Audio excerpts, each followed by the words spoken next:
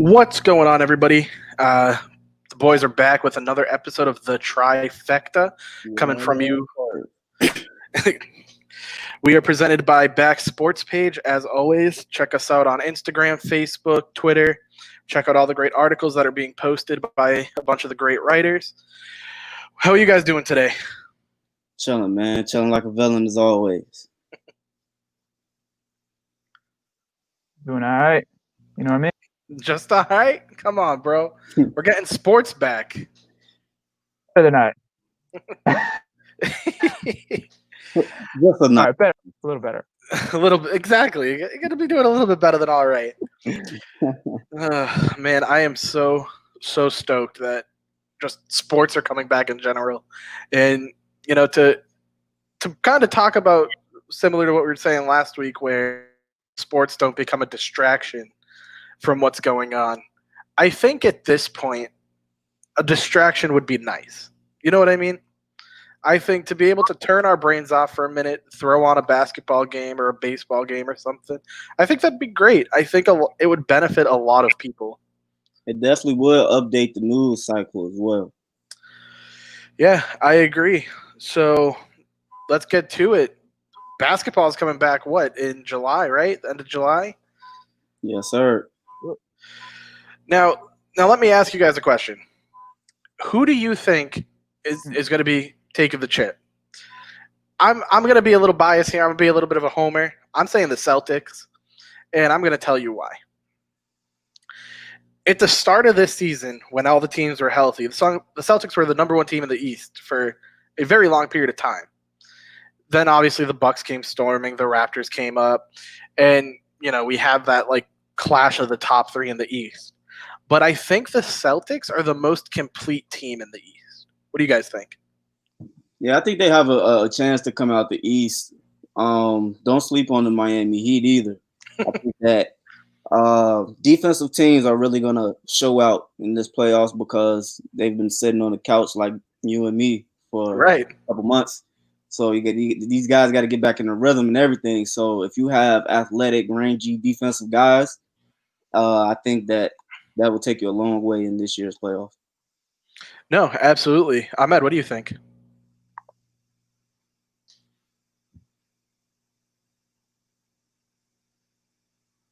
Sorry, can you say that again, man? I was just this lag is terrible to like an Ethernet cable. Nah, you're good.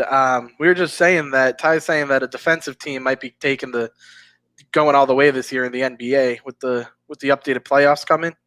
So I just wanted your opinion. I agree. I mean, I would say the Lakers. I would just automatically defer to that, but I mean, I'm gonna even go against my, as crazy as say it, are a lot better equipped, like in my opinion, because of how defensively their perimeter defense. You've got Kawhi, you've got Paul George. The back end, you've got Montrezl Harrell. So I agree. There's a lot of options. I think the Celtics are a good choice. I'm gonna give a sleeper team too. I even say I would eat Indiana Pacers because they're getting back Oladipo and they're already a defensive-oriented team. Look out for them. Well, that's another thing too. I mean, that's the other thing you got to look at. This break that all the teams got with coronavirus, with giving that long period of time where teams are able to get healthy, I think that changes a huge dynamic of the game too. Because, I mean, correct me if I'm wrong. I could be 100% wrong here, but looking at the East, like you were saying, Ahmed, with the Pacers, with the Celtics, stuff like that, Milwaukee was pretty healthy going into the stretch, right? The Raptors were pretty healthy going into the stretch, whereas the Celtics, everyone was hurting. Jaylen Brown, Gordon Hayward, everyone was kind of hurting there. I mean, Oladipo not coming back until later in the season anyway. So you got to think, obviously the health has some sort of factor, but do you think it's enough for any of those teams? I feel like because everybody's been sitting, I feel like that's not an advantage anymore. Like health might not be as big of an advantage in this NBA playoffs than years previous. And also, I do want to set the record straight. I was not picking the Heat to win the chip. Definitely going with the Clippers on that one, because of they're just a defensive juggernaut. But going back to the point we were talking about, I think that what's really going to be an X factor in this year's playoffs is who can get their legs under them first. You feel me? Because Yeah. a lot of people, sitting next to me eating donuts and whatnot. So these guys got to work back. They got to work back into basketball shape. No, absolutely, and I think that's a great point. Yeah. But all I was gonna say is I do think that the extra rest will help the older teams. Teams that are like veteran laden. I just think that that's the one thing I could that off the top of my head. But I agree with you, Ty. Like because it's everybody's in the same boat, stuff with health isn't going to be as big a factor. I think it could be a bigger factor going down the line, like starting to get into conference, like Eastern Conference Finals and the finals. Like get into those games is gonna really be a factor. But as far as starting it off, I don't think too many people will get hurt in the exhibition games before the playoff.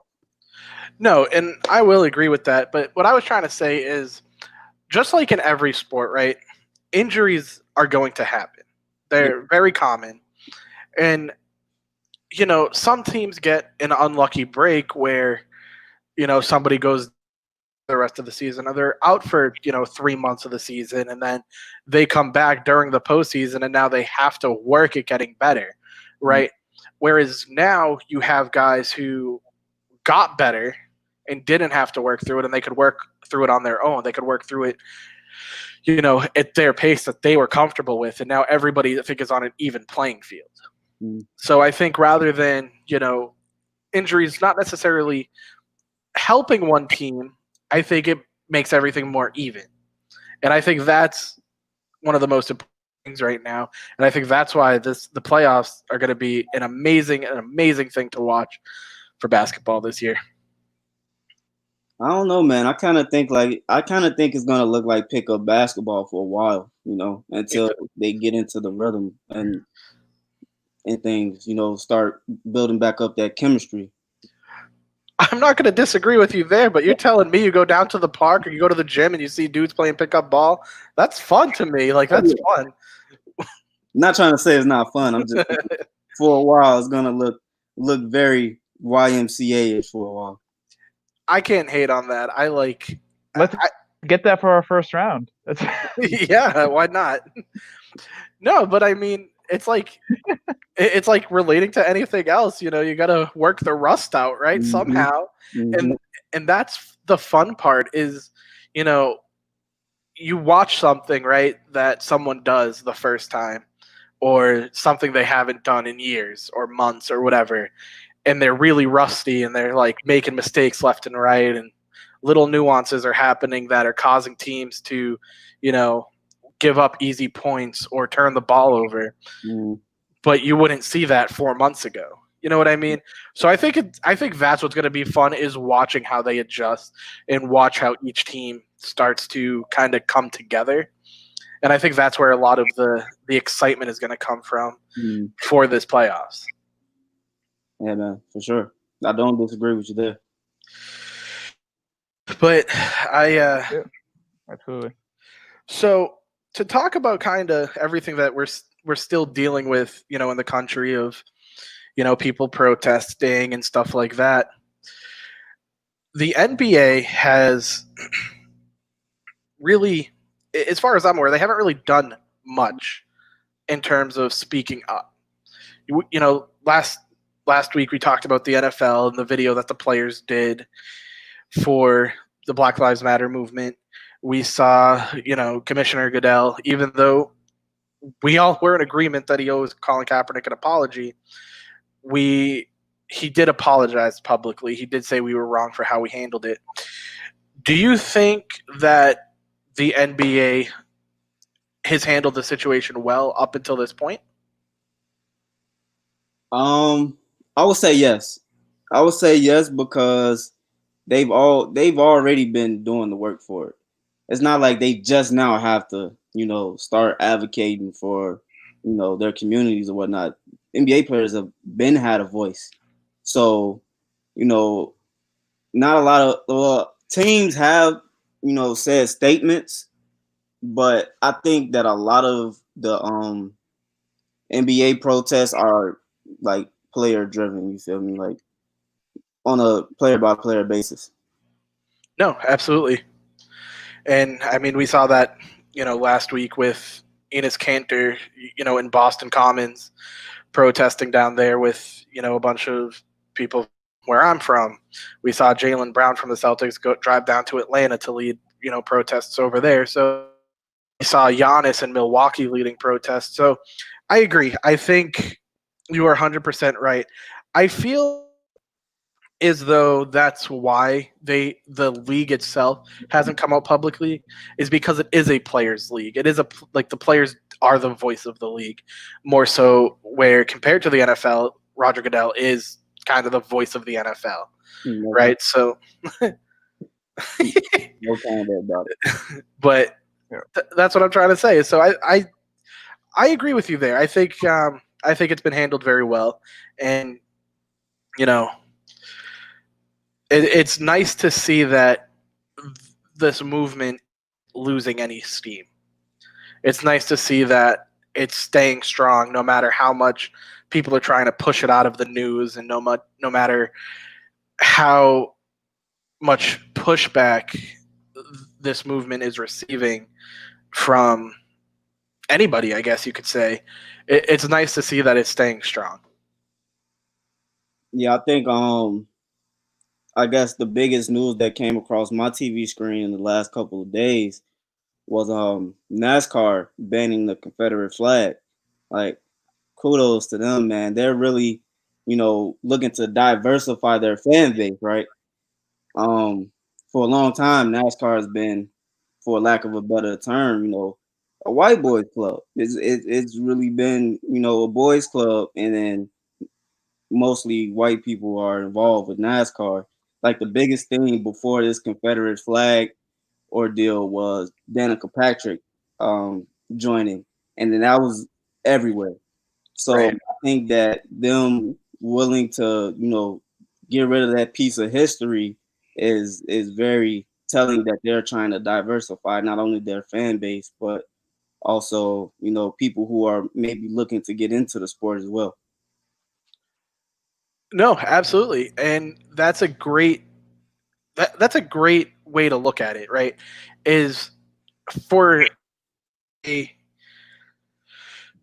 for such a league like NASCAR to look at their fan base, look at the type of people that support them, where they're from, where their biggest following is, to turn around and say, you know what, we don't care if you guys Yeah. don't want to race for us. We don't care if you don't want to watch us. We're going to do what's right. Whether you like it or not, that's on you. And you know, it it's just it's one of those things that it's just it gives you that little bit of hope, I guess is what I was trying to say, that you see these companies and you see these leagues that are taking a strong stance against the very people who support them. Mm. And so I think it was huge for them. And to add to that, Ty, there was a driver who quit, Yeah. and he said he doesn't like the direction that NASCAR is headed after banning the flag. So, first of all, they only go one direction; they only go left. Fact. But no, I mean, as a league, they must not care, because they're look, like we're going to stand by the people. We're going to stand by, our decision, whether you like it or not. We don't care. Mm. So I think NASCAR is going to actually go up in popularity. What do you think, Ahmed?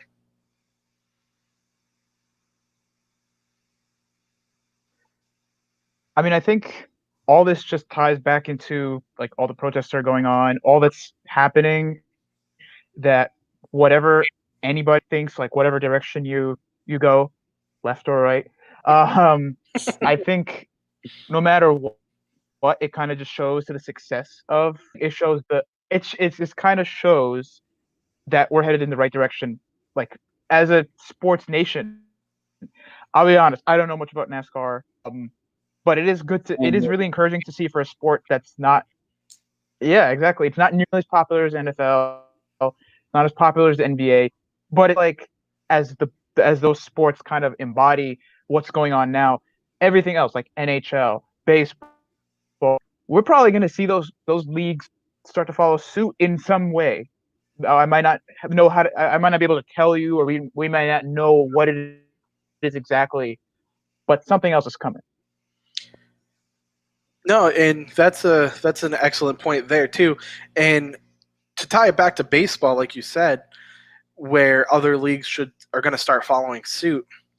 I don't know how big into baseball you guys are, but there's a baseball player who played for the Minnesota Twins, Torrey Hunter. And I actually had the pleasure of getting his autograph at a Red Sox game when I was young. I was probably 9, 10 years old, something like that. But he had in his contract a no trade clause strictly to Boston. And it was because fans in Fenway were so toxic, their kids and them would hurl racial slurs at him just for being there. But he was still a stand-up guy. He still went to the audience and signed autographs like he did for me, and I've seen him do for hundreds of other kids. You know what I mean? And so people were like, that never happened. No, it didn't. Like, people never said that to you. And the Red Sox organization actually came out and backed him and said, we've seen it firsthand. Whether you've witnessed it or not doesn't mean it didn't happen. This happened to him. And of all the people we've been able to actually catch and identify, have been banned for life.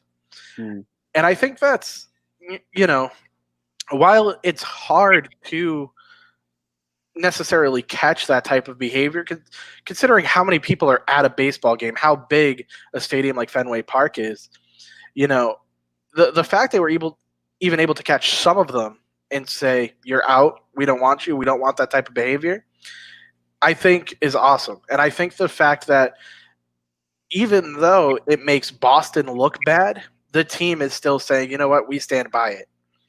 And I think, if other teams took that type of initiative that Boston took, I think that would make a much larger statement than just coming out and saying we support it. You know what I mean?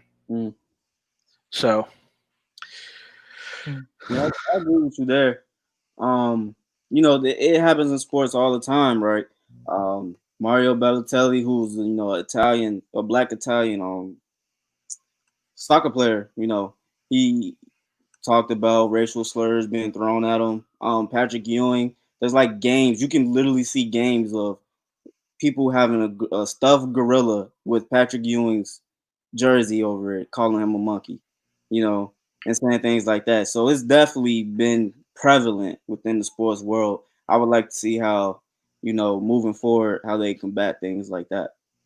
No, definitely. And I mean, you don't just see it in, baseball and like soccer, and you see it in literally every single sport. And I mean, one of the biggest ones you see it in from time to time is hockey. Yeah.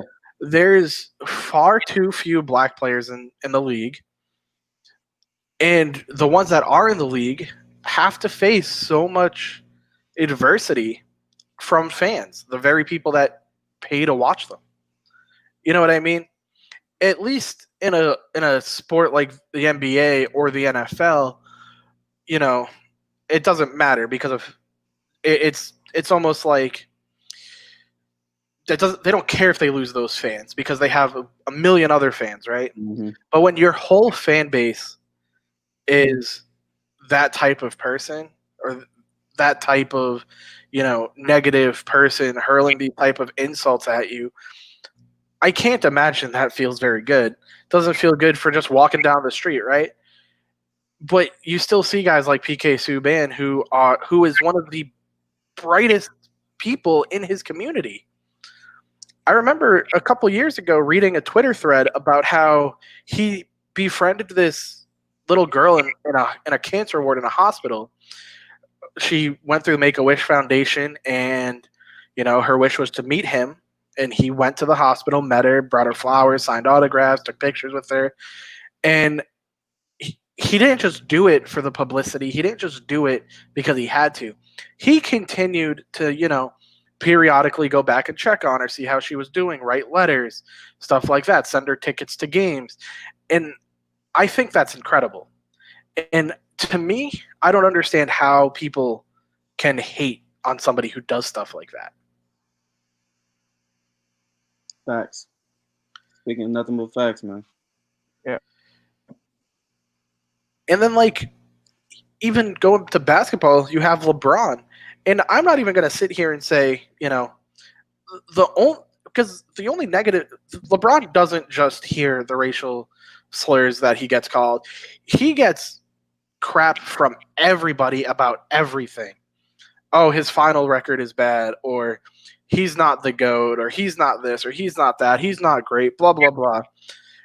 But do you not see the type of person LeBron is? He opened up an entire school for underprivileged kids. And for every kid that graduates, they get a free ride through college. Yeah. That is incredible. And again, it brings me back to that point. How people can hate on a person like LeBron and then turn around and then go ahead and watch the Lakers, or 2 years ago go ahead and watch the Cavs. It's like I don't understand why.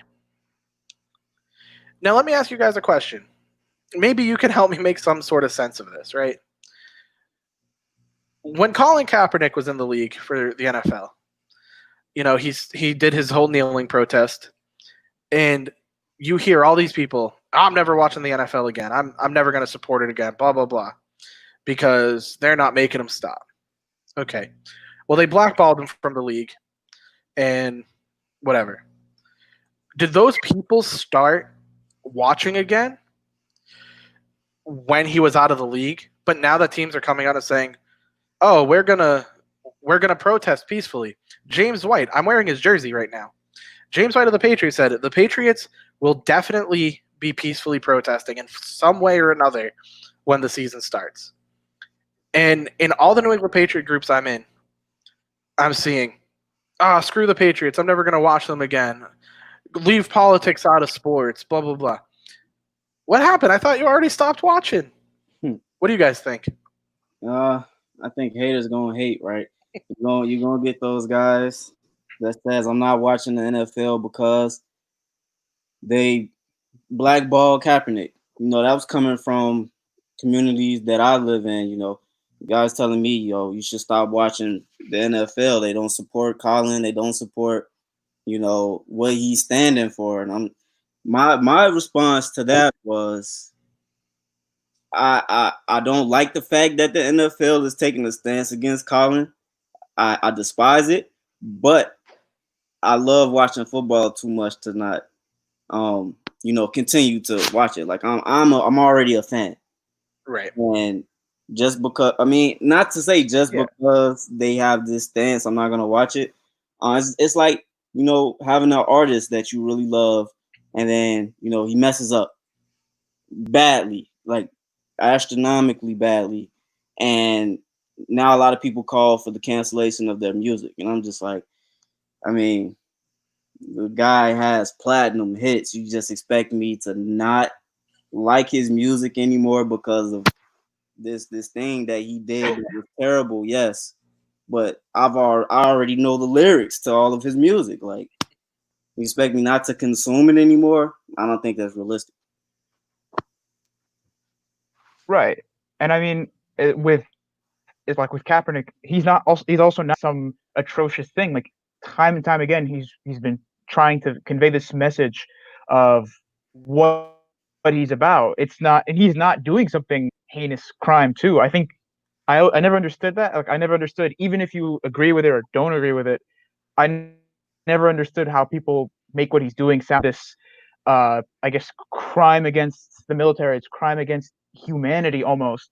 And in that vein, it's like he's a statement. But I agree with you, Ty. Like, just because somebody does one thing you don't like, if you see their body of work, you see what they're about, and they do that one thing, you don't just suddenly abandon them unless they do something again, like it's terrible, horrible, awful. Then yeah, okay, I'm gonna just distance myself from that person. But otherwise, we're all human, and humans, we all make mistakes or do things that you're not good at. That's just the way to think about it. Absolutely. And like you said, Colin Kaepernick is not some evil guy who, you know, disrespected the military and said, the military's awful, blah, blah, blah. He never did any of that. He simply kneeled down during a song, and some people took it the wrong way, and it blew up into something it wasn't. But again, it brings me back to what I was talking about with LeBron, with PK Subban, where Colin Kaepernick has done so much for the communities he's involved with. Back early during Trump's presidency, he cut a bunch of funding from Meals on Wheels and some other places, and Colin Kaepernick went out and donated a bunch of his money to them. He donated a bunch of money to educational to support, school systems. He donated money to Meals on Wheels. He consistently is going above and beyond for people, and he doesn't expect anything in return. He never once said, "Oh, I'm doing this to get back in the NFL." Right? He never said. There was never any hint of that. There was never any second thought in my mind that he was doing it to get back in the good graces of the league. To me, he was always doing it because he's a genuine person. And I just, it's unfair to see what's happening to a lot of these players when it comes to, how they're treated. And you know what? I hope that all the players and all the coaches in the NFL come this season do protest. And I hope all these people do stop watching. I think that it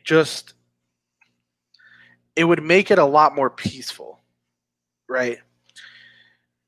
How many times have you guys gone to a professional game, whether it's baseball, basketball, football, and you see these rowdy people who are typically not guys like you and me, but they're the, I hate to say it, but like the bigger, like kind of country type dudes, you know what I mean? Mm. And they're a lot angrier. They're the ones that are, yelling and getting kind of rowdy and starting fights and arguing. It's just, it's, I hate to say the word stereotype because we're trying to get away from stereotypes. We're trying to get away from, stereotyping people. But whenever I go to a sporting event, that's the stereotype I see. Well, not to cut you off. No, go ahead. But a lot of that has to do with the way people value athletes. They see athletes as commodities and nothing more, right? You know, their athletes are expected to not retaliate in any form to any type of abuse thrown at them from a friend, whether it's figuratively, verbally, or literally throwing something on them. I think Michael Bennett a couple years ago had beer thrown on him after a game, and he went crazy. Like he had to be restrained by teammates and coaches from going into the stands and like, yo, I'm a human. Like I'm a man at the end of the day. You can't just, yeah, I'll play for your entertainment, but you can't just take that for granted, And a lot of fans do. Athletes don't live normal lives because of it. You're worth this amount of money. I need you to do this, and if you don't do this, you're trash. That's very well said, and I don't disagree with you at all. I, like you said, and the thing is, athletes, kind of like you said, are treated as something more than they are. Right? They are just people at the end of the day doing a job, and it just so happens their job is there for our entertainment. Hmm. Doesn't matter how much they're getting paid. Who cares? They are the best of the best at what they do. You and I couldn't do that. The people living 2 blocks down from me couldn't do that. So it's like these people deserve it. They worked their whole lives to get to this point, right? But they don't need that type of attitude. Oh, you didn't, get that interception, or you didn't make that tackle, so they scored, and they get all that pushback from fans. It's not right. I wouldn't say it's not right, Yeah. because fans, they do have the right to voice their opinion, but I think when it goes to racial slurs and throwing beer on players, like even what happened to Russell Westbrook, he lands in the stands and the guy pushes him. Like, you don't expect this athletic monster to come at you, like you're crazy. And that's what I meant. I didn't mean by like saying, like you're a bum for not making that tackle. I didn't mean it like that. I meant, Mm. like you said, racial slurs and, physically assaulting the players. I mean, we even saw it at a Celtics game where we had people from, 5 rows up throwing cups of full beer at the players on the court. Hmm.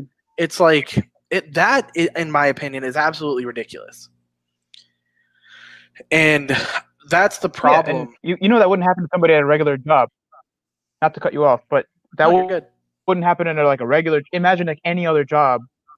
How would that ever be tolerated? Yeah, man. Oh, well, you didn't do this thing. I'm gonna, chuck a beer at you. Oh my God, you messed up the surgery, man. I was just going to throw beer everywhere. Like, come on, dude. I mean, listen, I'm from Boston. Dunkin' Donuts is very important here. I'll tell you, I've seen some crazy stuff at Dunks. I've seen, people get their coffee wrong, and then the person who's got the coffee goes back in and throws it at the person working, and people are climbing over counters and crazy. Crazy Boston. Yeah, I did have a question that I wanted to pose though. sure. So we're talking about all the protesting that's going on and all the teams that made statements, all the leagues and everybody making statements at this point. Do you guys feel that specifically for the NFL, but broadly for all other sports, do you think that people are making statements because they're trying to be on the right side of a movement, or do you think that it's genuine? Ahmed, I'll let you take this one first. I'm gonna have a little bit of a rant with this one.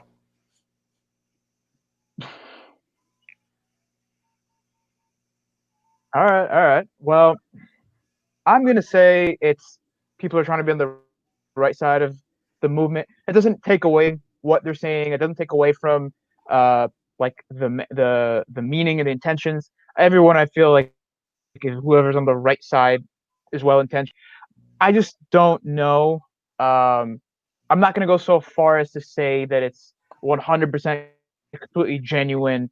So you can't be in the minds of people. You can't be in their hearts. You can't really know exactly what they're dealing with, or what's going on, and what their intentions are. But I'm just gonna, in my opinion, it's still like everyone is trying to be on the right side of things, which there's value in it, but I just can't bring myself to say it's like 100% genuine. Is what I'm saying. All right. So I partially agree with you, Ahmed. I think that while some teams are just trying to be on the right side of the movement, I also feel that for certain teams, it is 100% genuine, and you can go based on their actions, right? Obviously, New England, Boston has a bad rap of, the fans are racist, blah, blah, blah, whatever. But the New England Patriots have time and time again, stood for the Black Lives Matter cause. They've, I don't I don't want to get obviously too political on the show, but at first, yeah, Robert Kraft, Tom Brady, Belichick, they supported Trump. As time went on, as we saw, they kind of stepped back and were like, we're going to distance ourselves. And that was the right thing to do. You see it from time to time where certain teams will display that they care about their communities, they care about the people who watch their team, and those type of statements I think are genuine, right? Obviously, I'm not going to sit here and call out any team because I don't know the type of outreach they do in their own communities, but there could be a team, and that doesn't do anything for their community, that doesn't have really any outspoken support for any sort of movement or group so they don't, no one really knows where they stand, and then they make a statement. That I feel is like trying to be on the right side of history. But when you do have a team that does present themselves in a way that they're always trying to support, one way or another, they're always trying to show support for a movement or something, then yeah, I think that's where I think it the genuine what is the word I am looking for? Genuine. Yeah, their genuine feelings come through. Yeah. So so that's where I'm at with it. Yeah, I kind of don't know where I stand on this because, for the NFL case, I know exactly where I stand on the NFL case, and I feel that they're just throwing money at the issue and hoping everything goes away. But for everybody else, you know, I really don't know. Of course, there's the players might feel very genuine about this topic because they lived in these type of environments. Most of the players, I don't want to say all, but most of the players, they come from the environment, that this issue is affecting right now.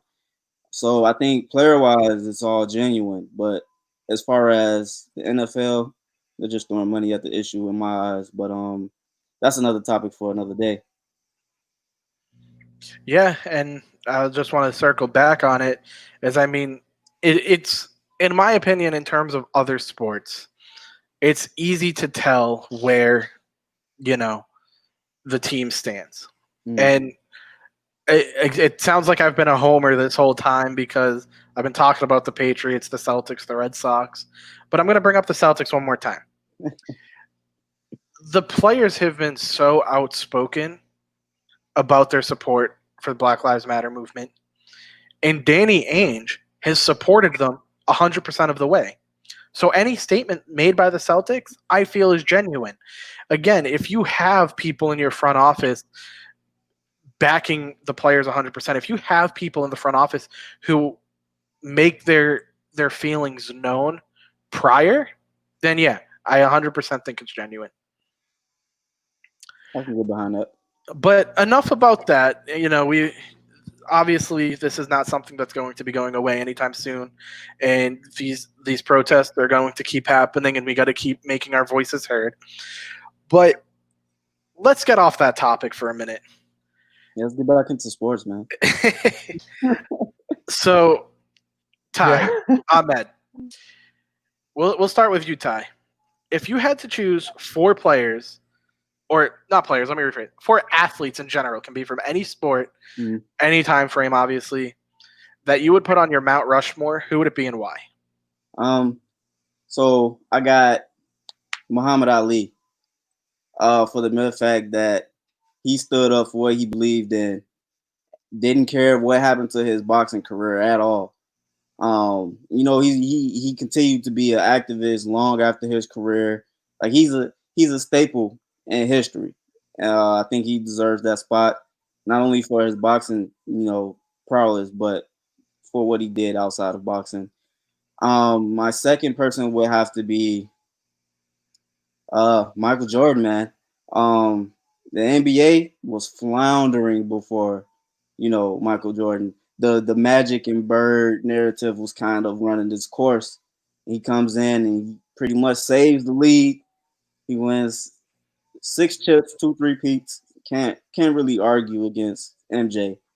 The third one I have, I'm gonna go Michael Phelps because at least for my childhood growing up, the Olympics was literally Michael Phelps, Usain Bolt, USA basketball, in that order. The guy was a fish walking on land. Um, nope. Like you can't. He's the most decorated Olympian. You can't really argue with that. Then you have, I think, for my fourth spot, I'm gonna go with Tiger Woods. I'm gonna go with Tiger Woods because whenever he's golfing, it's must watch TV, and nobody watches golf. Well, not avid golfing, not Hey, avid golfing. The average fan does not watch golf, and I think that he had the whole world behind him. Let alone like I was tuning in. I don't watch it. It's kind of boring. My grandparents are tuning in. Everybody's tuning in to watch this guy swing the puck and just win. And even now, even though Tiger is a shell of himself, people will flock to the TV if you were to say Tiger's golfing at 8 o'clock tonight on ESPN. ESPN will be booming because of Tiger. So yeah, those are my four. Ahmed, who do you got?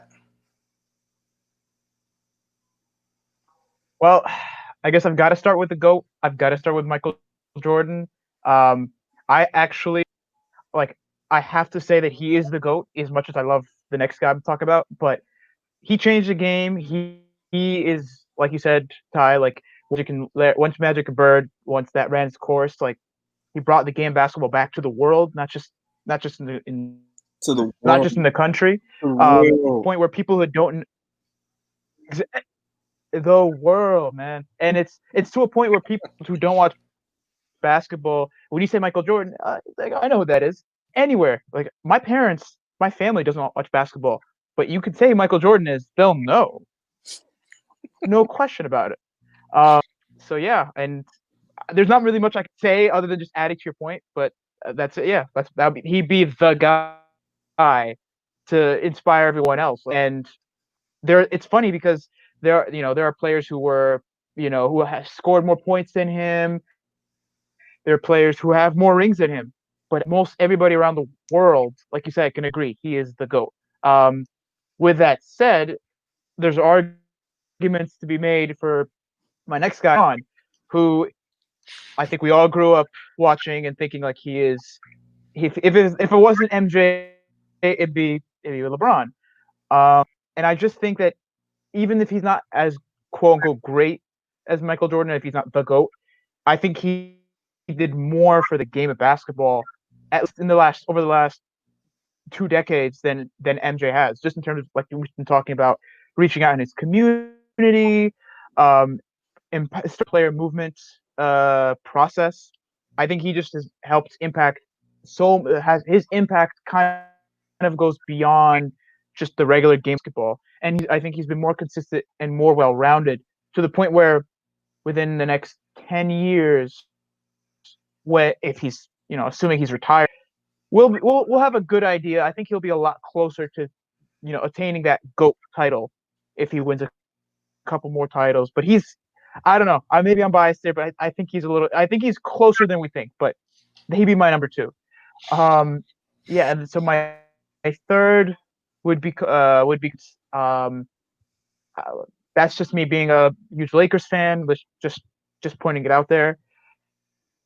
And I do think he's the closest thing we've had to Michael Jordan. And so as much as he wasn't as good as LeBron. Was he as good as Tim Duncan? It was between him and in the last this recent era. But I think he is so globally as Michael Jordan, as LeBron James, that I think you have to ask yourself, like, even he wasn't the greatest player, but when you think oh, who's somebody I want to get watch, we say Tiger Woods in golf, you would want to see Kobe Bryant play. mm, He could go scoreless.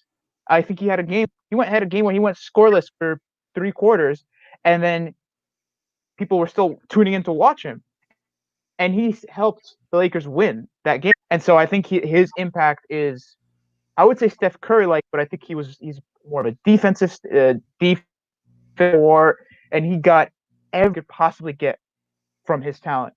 And then my fourth guy would, I I'm gonna agree with and say it's Muhammad Ali of how he's revolutionized not just the sports industry, but what he was willing to sacrifice in the prime of his career.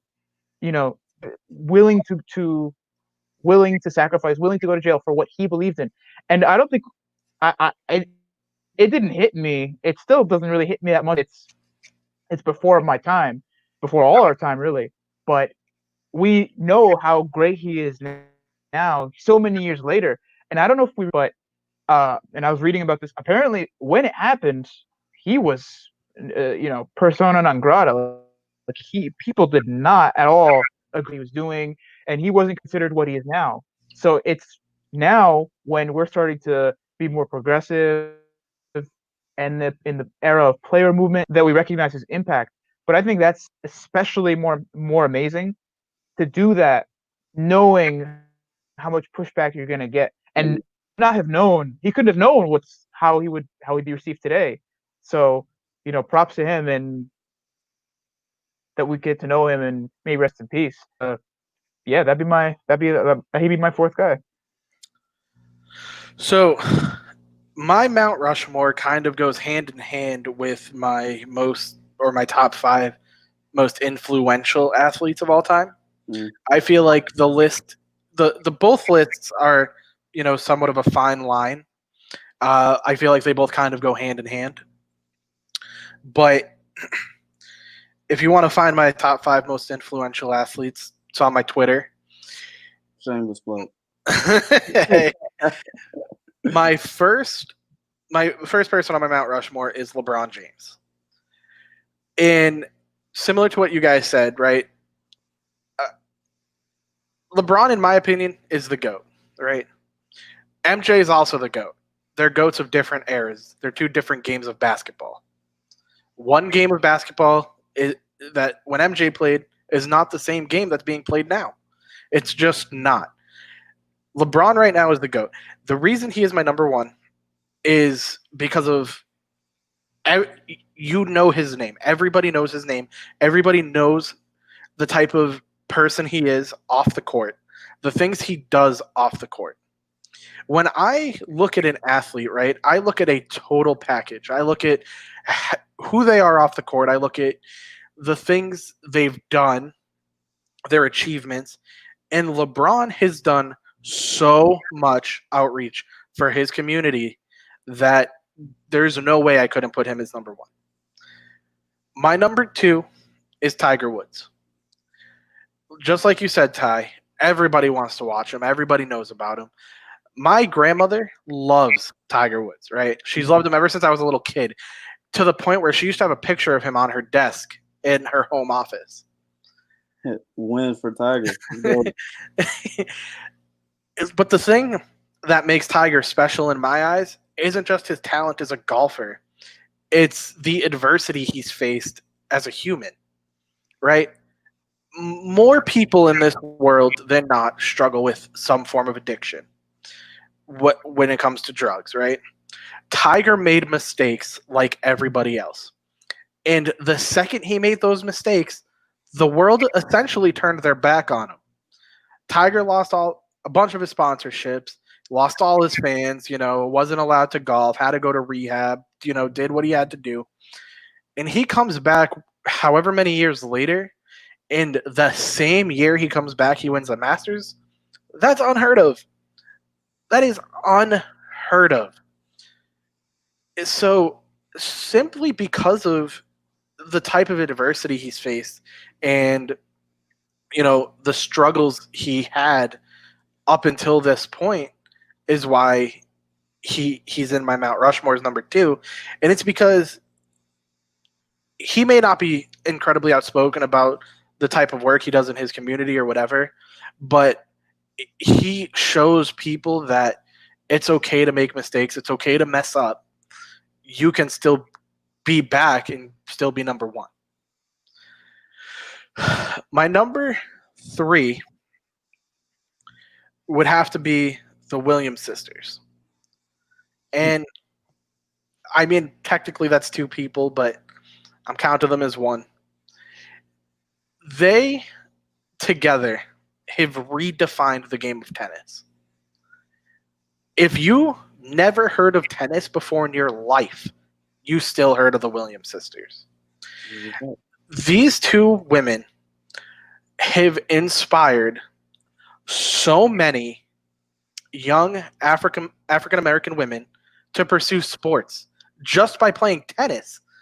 And now you see girls all over the world, basketball, baseball, whatever sport it is, because of these two women. They are just the biggest names you can think of when it comes to tennis, and you can never deny that they aren't one of the best athletes, because they are. There's no arguing that they're not a top tier athlete, in my opinion. And for my number 4,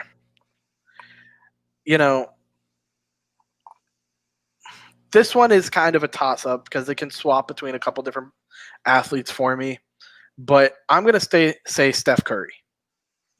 Now, when I tell people Steph Curry would be on the Mount Rushmore, I get a little bit of pushback. Why? Like, he's nothing special.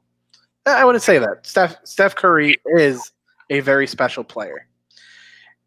If 5 years ago you walked into a YMCA and you went to a pickup game of basketball, everyone is trying to get that ball to the net, going for those awesome layups, those dunks, whatever. Now, if you walk into a YMCA, every single kid in that gym is trying to shoot 3-pointers. Every single person on a college basketball team is trying to shoot 3-pointers. Every person who watches basketball now, 3-pointers are the stat that they go to, right? And I'll give you an example of it. Marcus Smart, in my opinion, is one of the best defensive players in the NBA. In my opinion, he's top 5. That might be a little high, but in my opinion, Marcus Smart is a top 5 defensive player in the league. But he gets a lot of slack because he's not the best at shooting threes. He has a 37.2% average for 3-pointers. This is all because of Steph Curry. Steph Curry, while he is just so influential to so many athletes, that he changed an entire game that is still currently evolving. He broke it. That's what I'm saying, is he changed an entire game that is still evolving, right? The big man is dying because of him, bro. Right. And so that is why, this is why Steph Curry is on my Mount Rushmore as my number 4. I can get behind Steph Curry for real. But yeah, I mean, I think I very much respect the Muhammad Ali, in your Mount Rushmore. He's definitely up there for me in my influential athletes. I would put him absolutely in my top 10. I think it's, I mean, that's about all I can say. I mean, mention of Michael Phelps, I think that's awesome, and again, he's one of those people that people tend to forget about. Yeah, man. Yeah, the guy has gills. There's nothing more I can say. But I think that just about wraps up this episode of the Trifecta. So, guys, where can everyone find you? You can find me on Instagram at Ty_Talk Sports, Facebook, Tyrone Starworth, and on Twitter at TYEE_3. Ahmed, where can everyone find you? Yeah, you can find me on Twitter, Shifa11194, on Instagram, Ahmed Shifa298, and on Facebook as Ahmed Shifa. Awesome. And as always, everybody can find me on Twitter at JournalistJ0. And you can find me on Facebook at Jared0, obviously. And then, again, don't forget to check out all the great things we have going up on Back Sports page. Follow Back Sports page on Twitter, Instagram, YouTube, Facebook, anywhere that you follow your social media. And until next week, guys, I think that's about does it. Sounds about right to me. So with that, peace out.